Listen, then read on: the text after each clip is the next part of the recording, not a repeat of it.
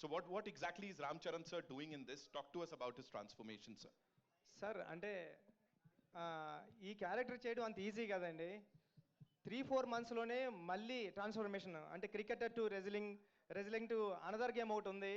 చరణ్ సార్కి చాలా కష్టం, టఫ్ అయిపోయింది. ఎందుకంటే బికాజ్ ఆ టైంలో తను మాల వేసుకున్నారు, స్వామి మాల, ఆ వెజిటేరియన్ బాడీ. నేను దగ్గరుండి చూసేవాడిని కదా, నేను డమ్మిల్ చేయడానికి ఒక సెట్ చేయడానికే ఒక రోజు జిమ్కి వెళ్తే ఒక 4-5 days వద్దురా బాబు మనకి ఎందుకు ఈ కష్టం అనుకుంటాం. అలాంటి టైంలో చరణ్ సార్ చాలా కష్టపడి, అంటే క్యారెక్టర్ హ్యాండిల్ చేయడం వేరు. చరణ్ సార్లో ఉన్న మాస్ అపీరెన్స్కి పెద్ది సరిపోతుంది, కానీ పెద్దిలో ఉన్న ఇన్నోసెన్స్ క్యారెక్టర్ పెద్దికి మాత్రం చరణ్ సారే సరిపోతారు.